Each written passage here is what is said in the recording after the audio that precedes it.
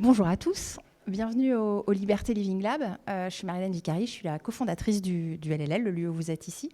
Et ici, on est dans un... Pour ceux qui ne nous connaissent pas, parce que je reconnais quand même quelques visages, on est dans un tiers-lieu d'innovation dans lequel on regroupe à la fois des startups, des chercheurs, des équipes de services publics, des industriels. Donc on a vraiment construit une dynamique multi-acteurs à l'intérieur de ce lieu, avec différents programmes, un accélérateur qui s'appelle Techné. D'ailleurs, je profite du moment pour dire qu'on a un appel à candidature avec Max qui est derrière pour le prochain Techné, et on est vraiment sur la convergence entre performance et impact. Donc on est vraiment sur des startups tech à impact. L'appel à projet est soutenu par les fondations Edmond Rothschild et est ouvert jusqu'au 16 novembre.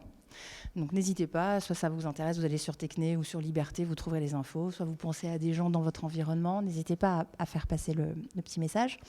Et puis on a des programmes de recherche-expérimentation autour de la convergence entre performance économique et impact, avec des logiques où on repense en fait les business models, les logiques d'écosystème, pour pouvoir travailler pas seulement sur des modèles de transition à l'échelle unitaire, on va dire, des entités, mais à l'échelle plus globale et transversale de tous les acteurs à un moment donné, d'une filière ou d'un besoin de transition.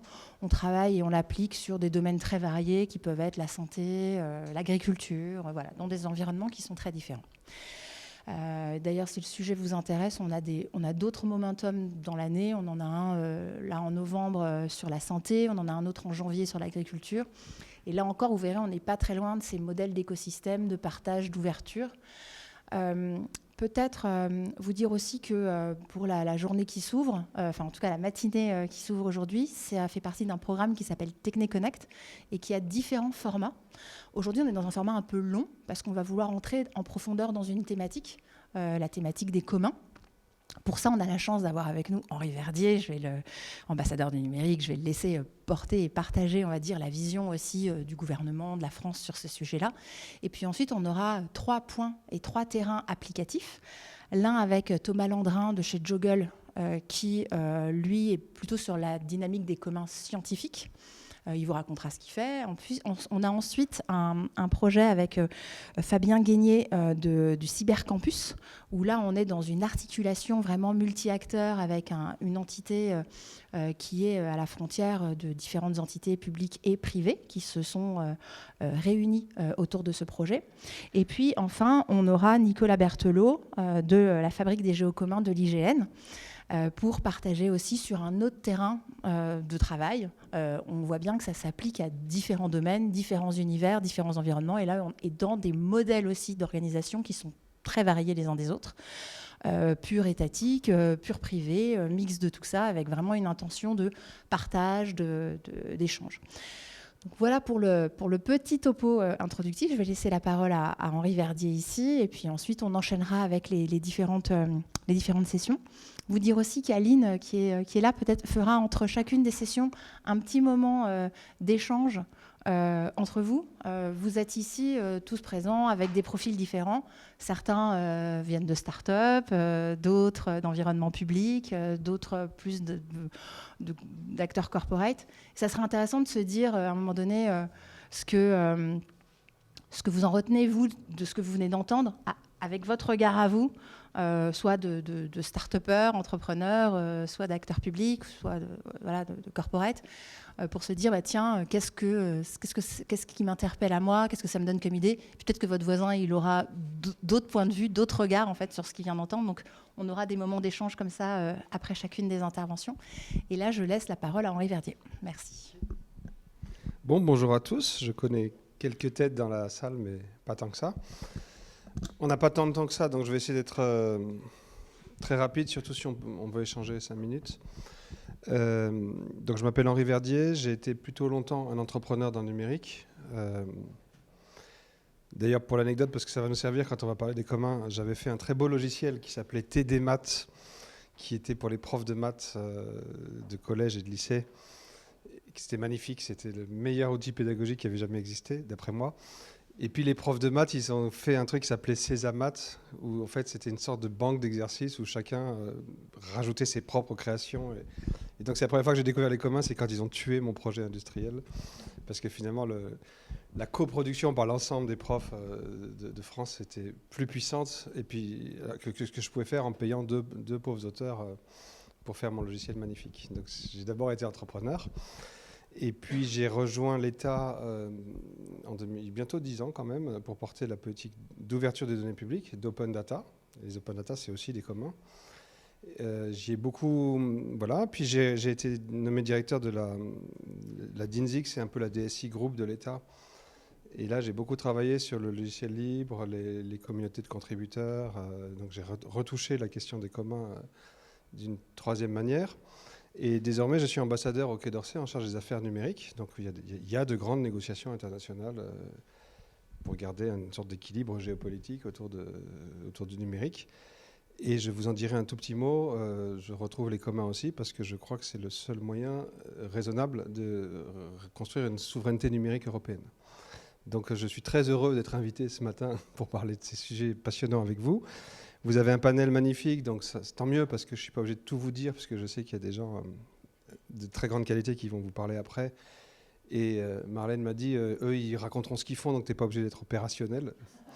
Mais je revendique l'alliance de la théorie et de l'action, et je crois même que c'est... D'ailleurs, pour ceux d'entre vous qui sont plutôt directeurs de l'innovation ou autres, le premier geste d'innovation qu'il faut faire, c'est dire on ne sépare pas les penseurs et les faiseurs. L'intelligence est dans l'exécution, l'exécution est intelligente, et sinon, en fait, on n'innove pas. Donc si j'ai le temps, je vous raconterai que nous-mêmes, au Quai d'Orsay, alors que j'ai une équipe de 4 personnes, on essaye de fabriquer un commun qui s'appelle Open Terms Archive. Mais brièvement, alors ce sujet-là, il a des vogues, hein. Il a été très à la mode à la fin des années 90, il a un peu disparu, il revient.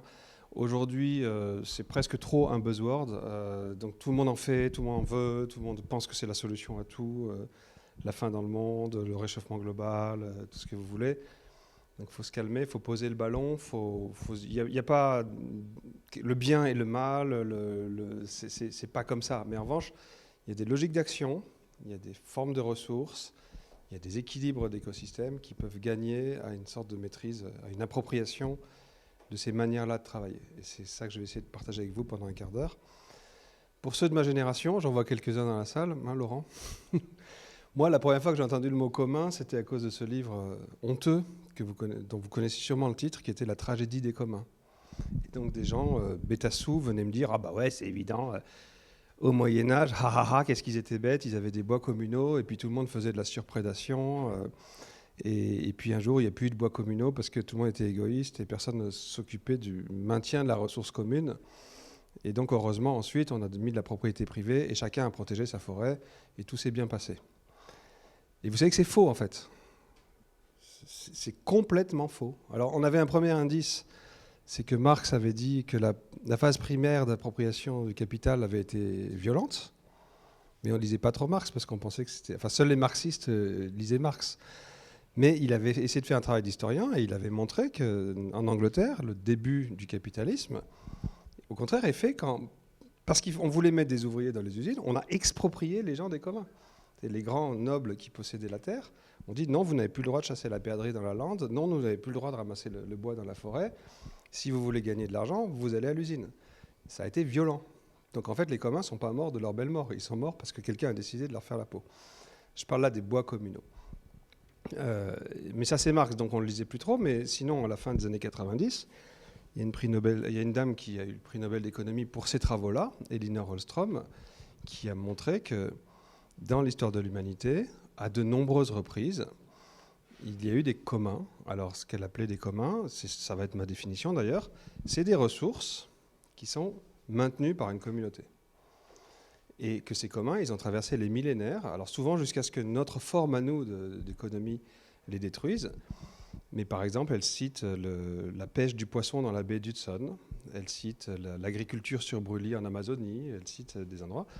Et elle montre aussi que justement, et c'est la réponse au livre sur la tragédie des communs, parce que oui, les humains sont égoïstes, hein, je le confirme, et en général, les gens ne se passent pas beaucoup de temps, surtout quand on a des responsabilités, qu'on a une entreprise, qu'on a une administration... on ne passe pas beaucoup de temps à travailler non-for-profit pour l'intérêt général. Et ce n'est pas grave, c'est comme ça qu'on a construit nos sociétés. Mais il y avait des règles. il y avait des règles de gestion communautaire. L'eau dans l'agriculture irriguée en Espagne, et ces règles en général, elles sont très sophistiquées. Alors pour le poisson, elle le décrit dans le détail, dans la baie d'Hudson. Il y avait les vieux des villages qui décidaient chaque année du quota de pêche pour l'ensemble de la baie d'Hudson. Et puis ensuite, chaque village recevait son quota de pêche. Mais il y avait d'autres gens qui géraient les accès à la rivière. Il y avait d'autres gens qui géraient le day-to-day. Et chaque fois, il y avait une complexité de gouvernance incroyable. Mais ça a traversé les millénaires. L'agriculture sur brûlis en Amazonie, c'était des rotations de 70 ans. On revenait brûler le même bout de forêt que 70 ans après. Donc il fallait organiser des itinéraires. Mais donc première chose que je voulais partager avec vous, c'est que les communs, en fait, ça ne subit pas fatalement une tragédie, parce que souvent dans l'histoire de l'humanité, des communautés se sont organisées avec des règles complexes et des gouvernances complexes. Il y a un type dans mon équipe qui s'est amusé un jour à essayer de comprendre dans le détail la gouvernance réelle de Wikipédia. Il y a 7 organes de gouvernance, en fait, qui sont chaque fois collectifs, collégiaux, donc, parce que vous connaissez les gens qui tranchent les controverses éditoriales, mais il y a aussi ceux qui font les règles nationales, ceux qui font les choix d'investissement, ceux qui font les choix de technologie. Il y a énormément d'enceintes pour faire tourner Wikipédia. Ce n'est pas du tout sui generis. Hein. Voilà, c'était la première chose que je voulais partager avec vous. La deuxième, c'est que dans le numérique, justement, et là aussi, contrairement au sens commun, parce qu'on voit de manière tellement spectaculaire les big tech, avec leur puissance, leur présence. La plupart des gens, mais peut-être pas vous dans cette salle, mais oublient que le numérique, aujourd'hui, il est né d'abord dans des communs. Alors ici, je vais être un peu plus précis. Il est né avec des logiciels libres, des standards ouverts, c'est peut-être le plus important d'ailleurs, et des données libres et gratuites, et des open data, etc. Mais surtout, il y tourne toujours. C'est-à-dire aujourd'hui, si vous enlevez Linux, MySQL, Apache, HTML, TCP/IP, il n'y a plus de numérique en fait. Et donc ensuite, les entreprises qui ont prospéré sur le numérique, elles ont prospéré sur cet humus, mais elles ne l'ont pas fait, et elles ne l'opèrent pas, et elles ne le maintiennent pas. Le numérique, c'est d'abord ces trucs dont les économistes traditionnels vous disent non, c'est pas possible, où des gens bénévoles, passionnés, engagés, améliorent sans cesse le noyau Linux, font des releases, débattent des standards ouverts, etc. Et en fait, le problème, on va y venir, c'est toujours le même, c'est comment trouver des incentives à ceux qui se mobilisent le plus, alors qu'on peut aussi jouer le freerider, le passager clandestin, et se contenter d'attendre le travail des autres. Mais à part ce problème-là, qui est un vrai problème opérationnel, on voit bien que souvent, l'optimum, c'est quand on s'accorde pour travailler sur un standard ouvert ou sur une infrastructure que personne n'essaye de s'approprier, donc finalement un tout petit peu d'effort. Alors là, j'ai plein d'exemples, bien sûr. Quand je dirigeais l'open data français, on a fait un nouveau logiciel de portail d'open data. Donc pour faire data.gouv.fr, on a fait un soft qui s'appelle UData.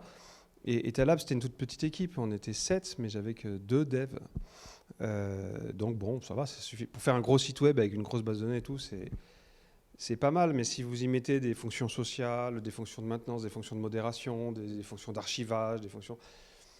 ça commence à être un peu short. Mais nous, comme on l'avait mis en libre, qu'on l'avait bien fait, parce qu'évidemment, alors là je dis à ceux qui auront des questions opérationnelles, si vous prenez juste votre soft à vous, mal documenté, mal codé, pensez que pour vos usages, et que vous dites « Ah ouais, je mets une licence libre », il ne se passe rien.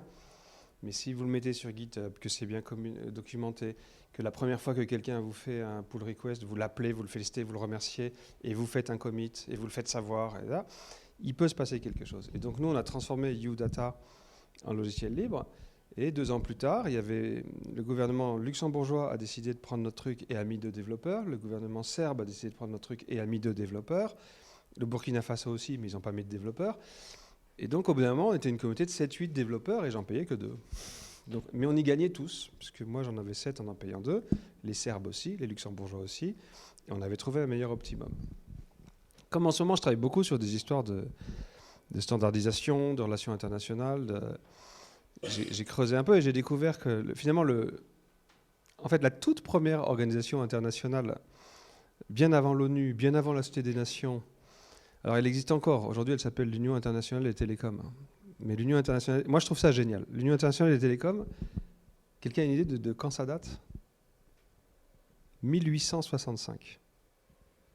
Ça s'appelait à l'époque c'était pas Union, mais enfin appelons-la Union, mais c'était pas Union. L'Union internationale des télégraphes.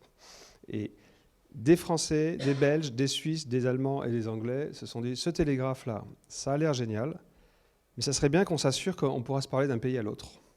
Et donc on va fabriquer ensemble les standards d'interopérabilité. Et comme ça, on sera sûr que quand on a un télégraphe, Mais donc du coup, le temps perdu par 6 ingénieurs de 6 pays à s'assurer qu'on était tous sur le même standard a donné à chacun un marché mondial, a permis d'ailleurs la première mondialisation, c'est le télégraphe, et a fait que c'est devenu une industrie mondiale, mais surtout qu'on a échangé des informations, des alertes. Ça a aussi permis la naissance de la presse, cher Laurent, puisque les agences de presse, c'est quand on a eu enfin le télégraphe, et on a dit, du coup, je peux avoir un gars au bout du monde qui me témoigne de ce qui se passe. Enfin, parce que des gars ont perdu du temps, mais pas beaucoup, à faire un standard ouvert et à dire... Si vous décidez de faire un télégraphe national, c'est pas plus bête que vous preniez cette fréquence, ce machin, ce truc, ce bidule, parce que comme ça, les autres pays pourront recevoir vos télégrammes. C'est ça, au fond, aussi une des manières de créer de la valeur par les communs, c'est un petit peu de rationalité, un petit peu de netteté. Donc voilà, le numérique, c'était mon deuxième message, il repose vraiment largement sur les communs. Et je vous disais, c'est mon troisième, j'ai 4 messages.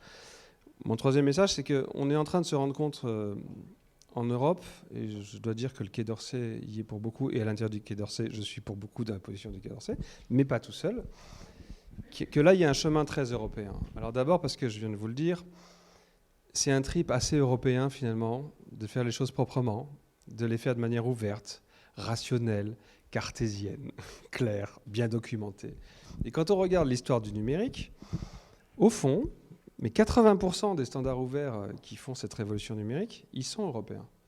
Donc vous savez tous que TCP/IP, qui est au cœur du cœur d'Internet, c'est pas européen, mais ça repose sur les travaux de Louis Pouzin, les travaux de Cyclades à l'INRIA. Donc l'idée du routage par paquet, elle est française. Le web, c'est un Anglais qui a fait ça au CERN à Genève. Bluetooth, c'est suédois. Le Linux, c'est norvégien. L'ADSL, je ne sais pas, c'est un standard ouvert, mais c'est inventé par Alcatel en France. En fait, on a porté ce rêve d'un monde propre, rationnel, bien fait, interopérable, intelligent. Et on l'a donné au monde. Et certes, les Américains dominent provisoirement, parce que les Chinois arrivent en courant, mais l'économie numérique, parce qu'ils ont inventé... un Français a inventé à Harvard le capital risque. Et ils ont une espèce de rapport à l'innovation, à machin, qui fait qu'ils ont fait des géants du numérique. Et il faudra qu'on apprenne à tenir compte de ça. Mais le numérique, c'est un projet européen.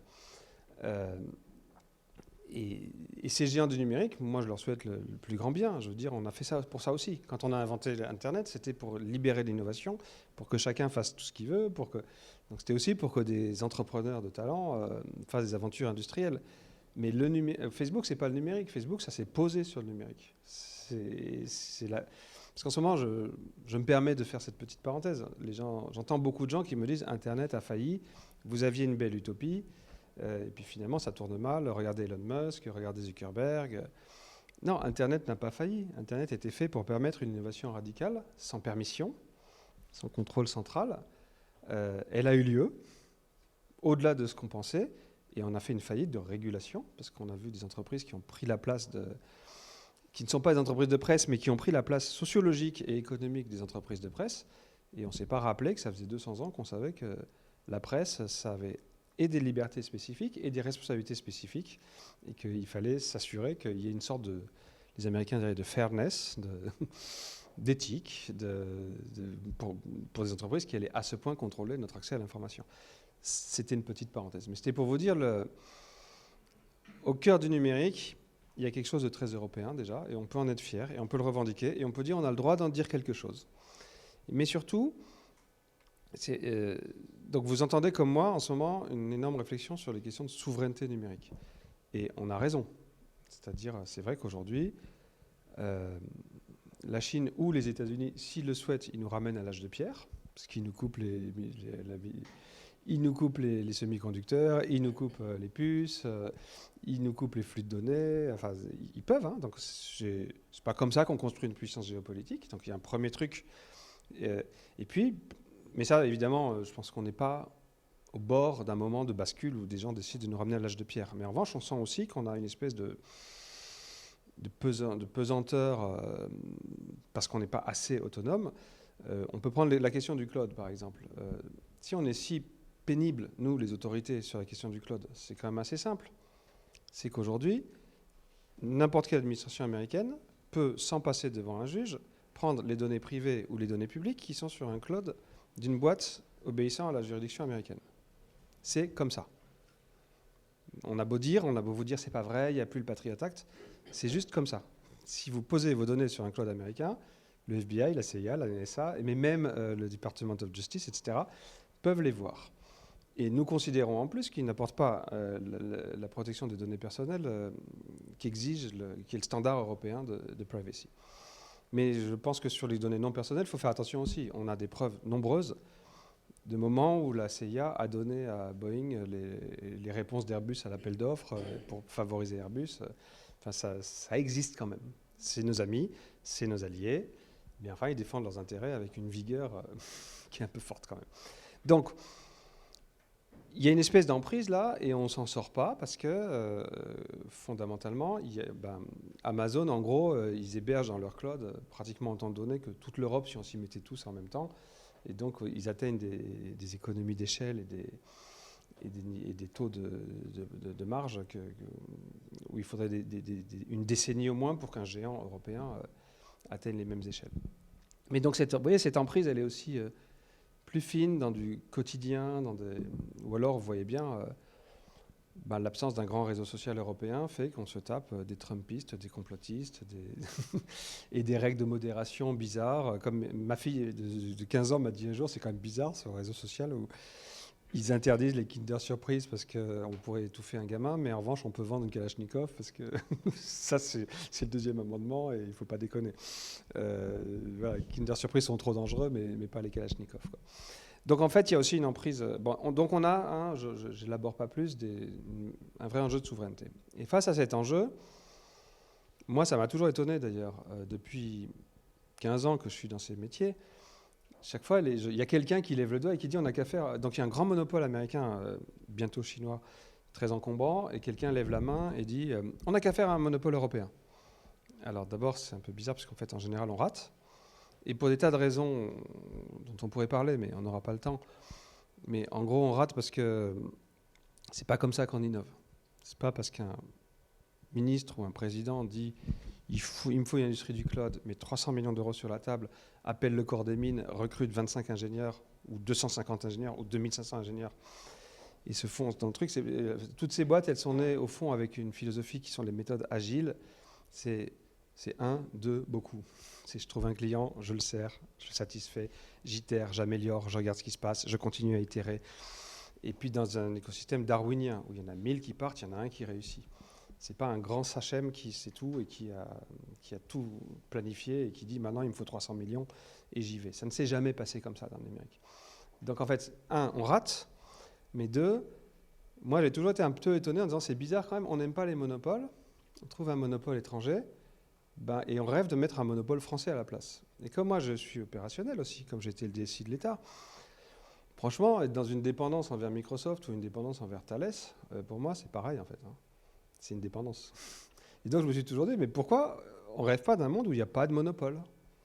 Et là on voit arriver les communs. Et pour vous donner un exemple très concret, il y a un outil d'une très grande qualité qui s'appelle Google Maps, mais il y a un outil d'une qualité au moins équivalente, si ce n'est meilleure, qui s'appelle OpenStreetMap. OpenStreetMap, c'est le Wikipédia de la carte. Quand j'étais le DSI de l'État, je n'ai cessé de dire aux administrations, mais pourquoi vous vous posez sur Google Maps? Dans OpenStreetMap, vous serez mieux. On ne peut pas vous exproprier.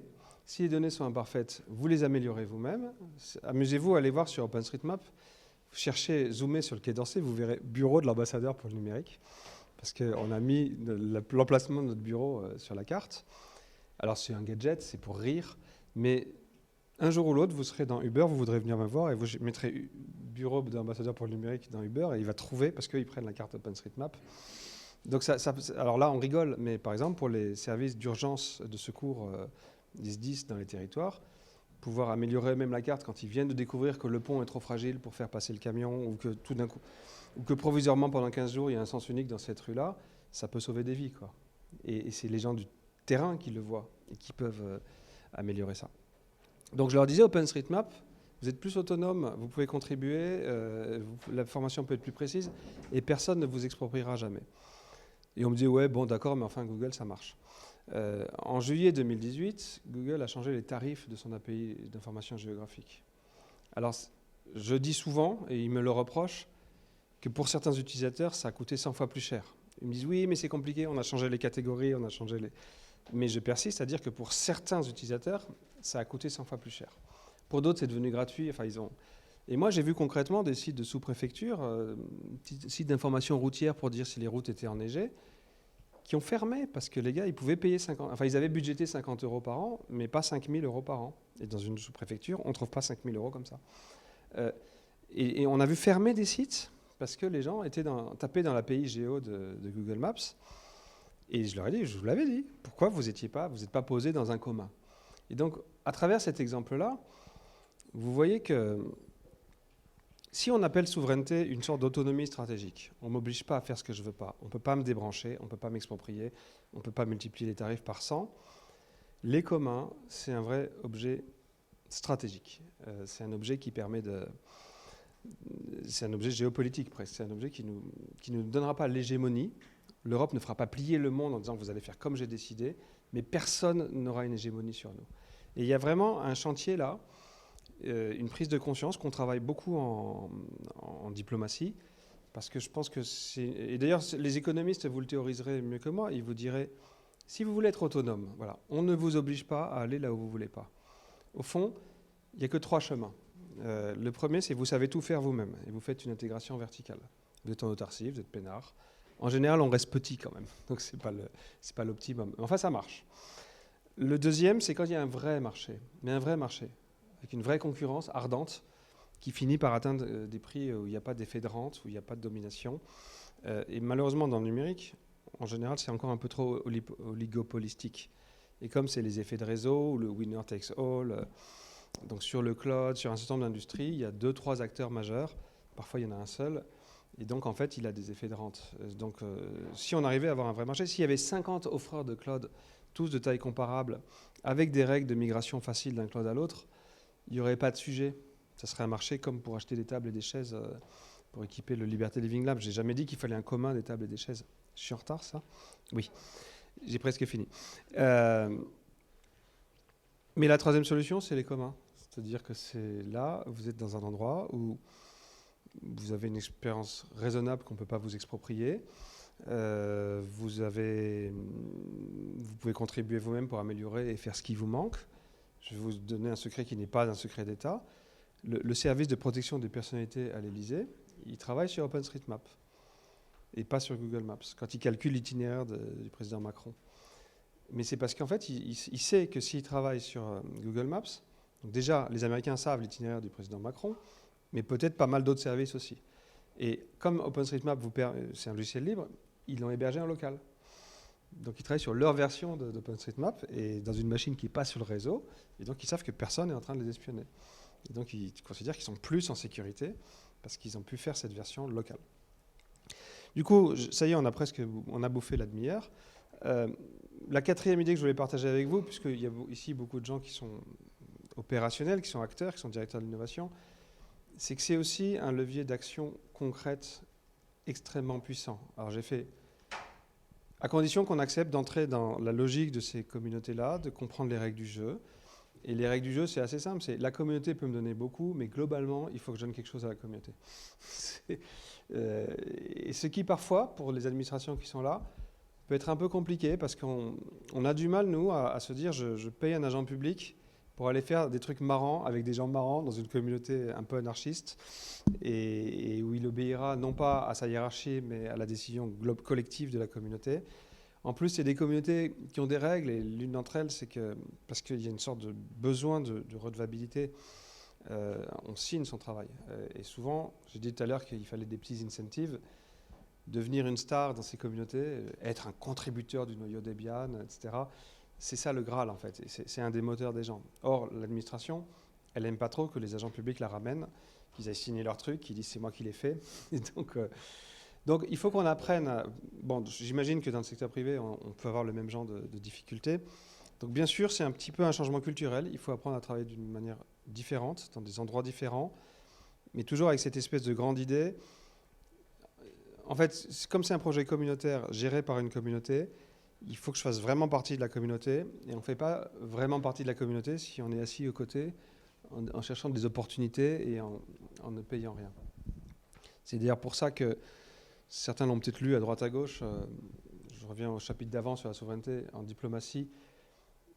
Il ne m'a pas fallu 15 jours pour convaincre 19 pays européens que oui, c'est un vrai chemin de souveraineté numérique européenne. Mais là, je travaille depuis 6 mois pour leur dire, mais si vous y croyez vraiment, il faut qu'on trouve 100, 200, 300 millions d'euros, qu'on les pose sur la table et qu'on vienne aider les communs stratégiques à notre souveraineté. Et là, c'est un peu plus dur, mais on va y arriver.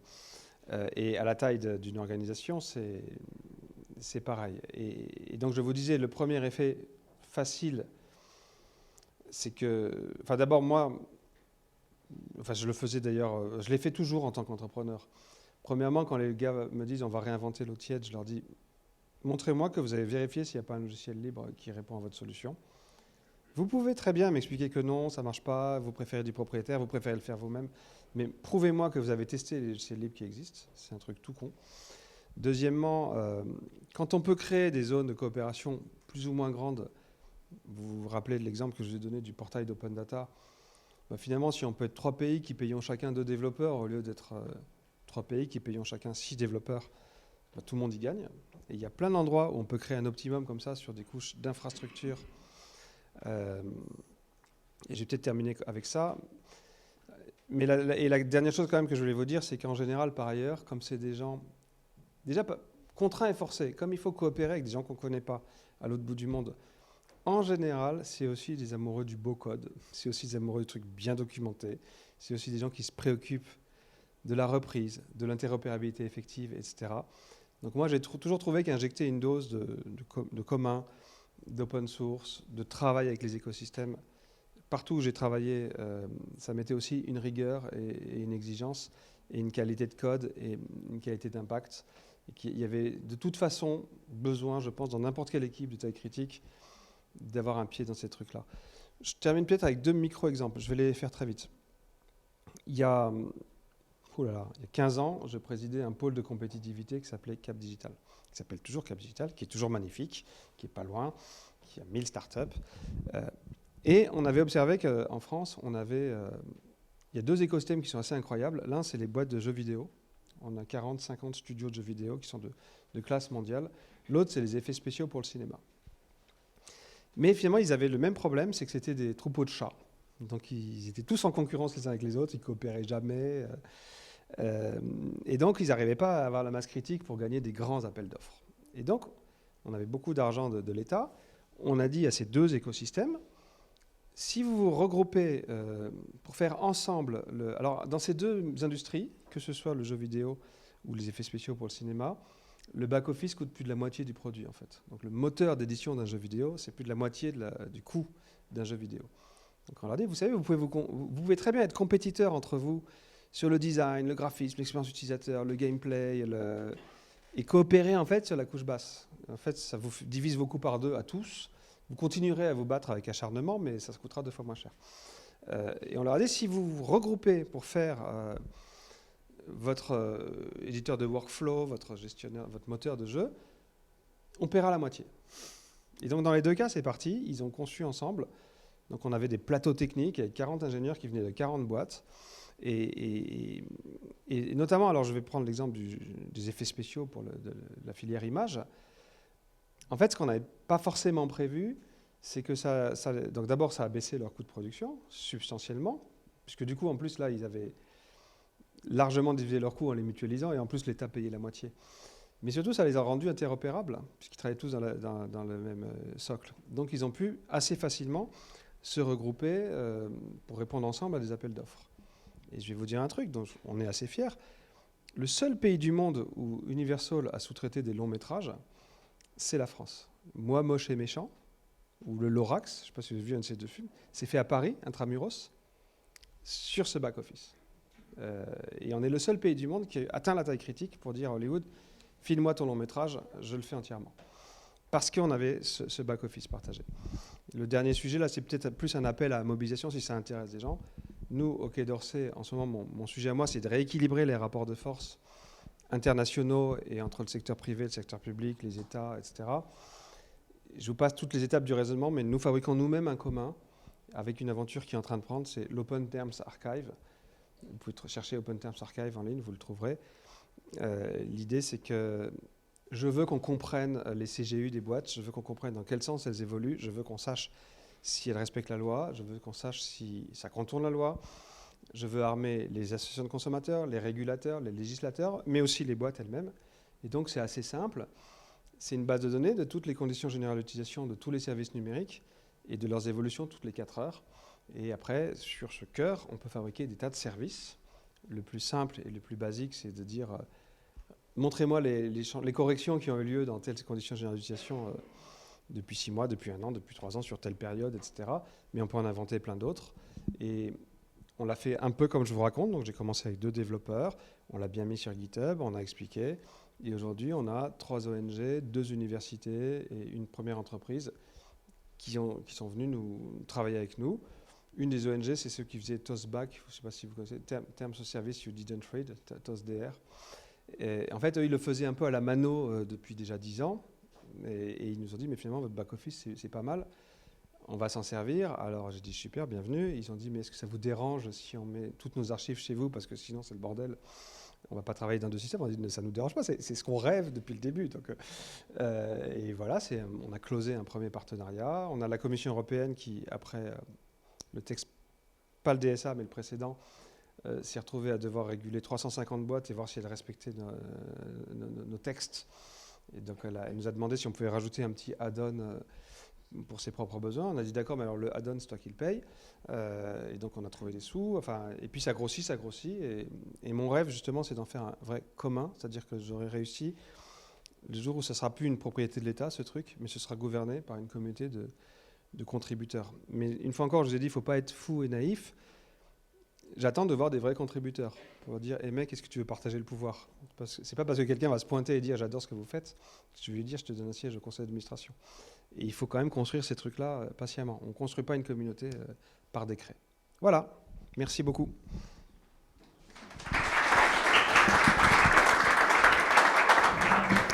Merci beaucoup, Monsieur Verdier. Eh bien oui, justement, j'allais vous proposer, est-ce que vous avez peut-être quelques questions rapidement avant qu'on enchaîne sur les autres intervenants?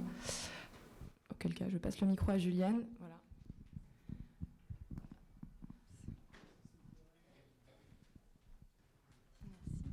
Voilà. Bonjour, Alice Jaffray. Moi, je travaille dans le secteur de la santé. Alors, je ne suis pas du tout spécialiste, donc je pense que je n'ai pas tout compris.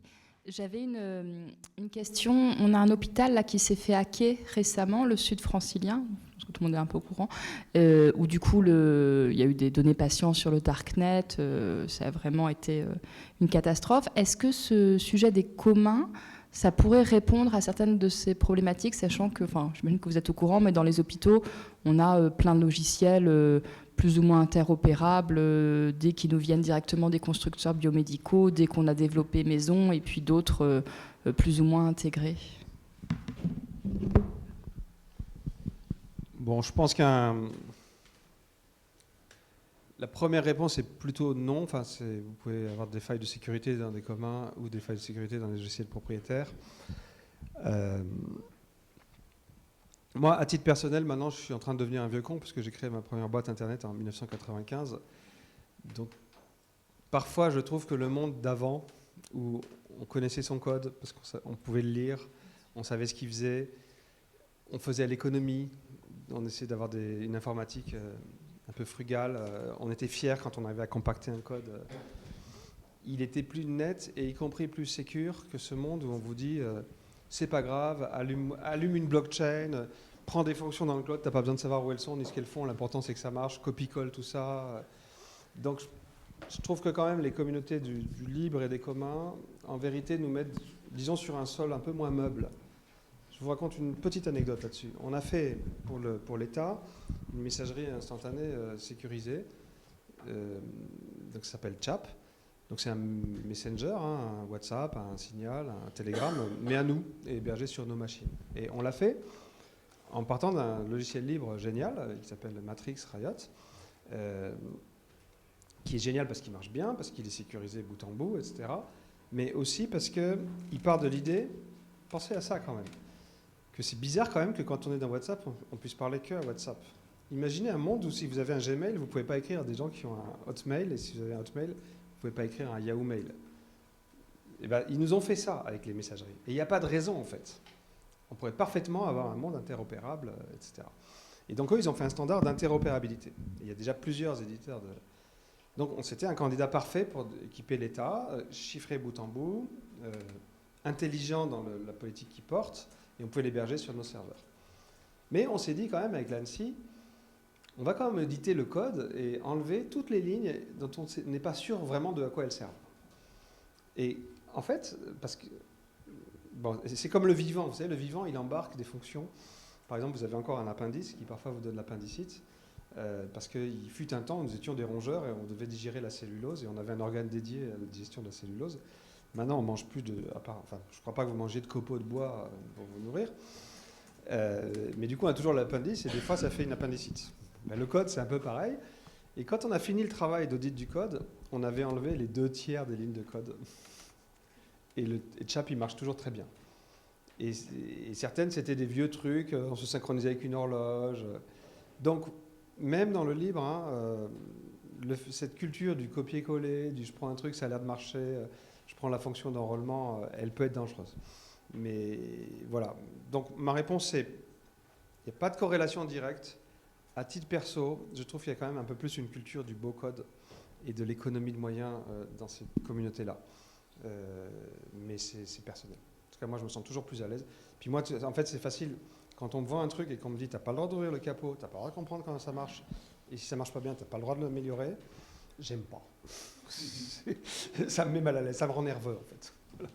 Enfin, les problèmes des hôpitaux, je les connais, c'est compliqué. Vous avez raison, c'est plein de grands systèmes en interopérabilité. J'ai envie de dire quand même un laxisme qui date de plusieurs décennies maintenant. Je sais, l'ANSSI a prouvé des trucs terrifiants. Hein. On peut être en salle d'attente et se brancher sur et trouver des données. Il va falloir une énorme montée en qualité partout et ça ne se réglera pas d'un coup de baguette magique, ni parce qu'on prendra un mot-clé comme les communs.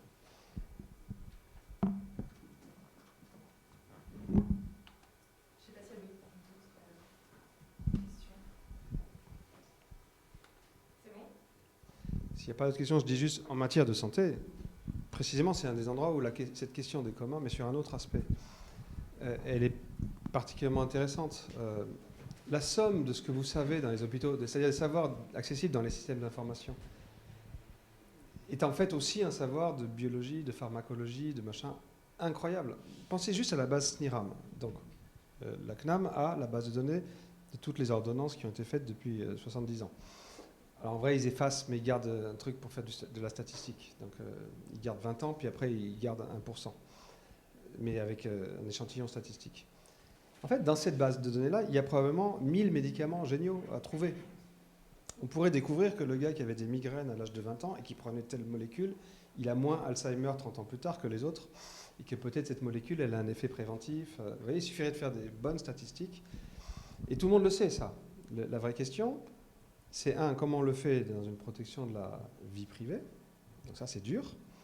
Et comment on organise un accès tracé, sécurisé, réversible, et éventuellement même en protégeant carrément l'identité des gens. Ça, c'est très dur. Et la deuxième question, c'est aussi justement cette question qui se pose souvent avec les communs, c'est qui en bénéficie. Une fois qu'on a tout ça, est-ce qu'on met tout sur la toile? Et puis c'est probablement Pfizer qui va rafler la mise. Est-ce qu'on crée des petits consortiums? Mais dans ce cas-là, on va être...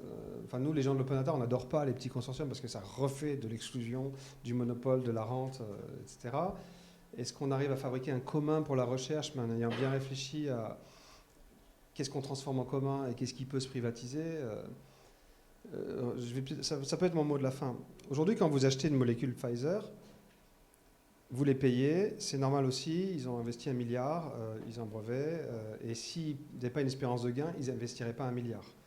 Mais en même temps, eux, ils utilisent 2 siècles de recherche publique. Et si on n'a pas un bon équilibre entre ce qui est public, ce qui est commun, et ce qui est appropriable, ben on casse l'économie et on ne trouve pas de molécules, quoi. Donc, le problème, il est toujours là avec les communs. C'est qu'est-ce qu'on partage, qu'est-ce qu'on privatise. Et il faut empêcher les tentatives de prédation, mais il ne faut pas non plus arriver dans un monde où... Enfin, faire une sorte de néolibéralisme de la data, surtout dans un monde où tout le monde ne joue pas le jeu. Donc c'est compliqué. Le plus simple, c'est de se poser vraiment bien la question, calmement, avec tout le monde. Ça ne se traite pas comme ça. Oui, bien sûr. Donc je suis Laurent Mauriac, je suis président d'une société qui est hébergée ici, qui s'appelle Brichme, qui est un média.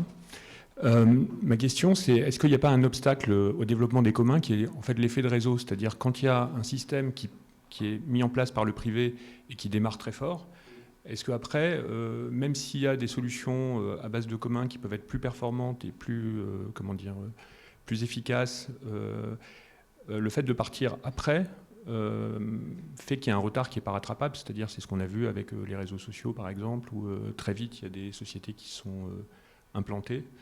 Alors il y a peut-être une exception qui est Wikipédia, parce qu'en fait ça a été tout de suite développé sur un mode collaboratif et il n'y a pas d'initiatives privées qui ont pu rivaliser.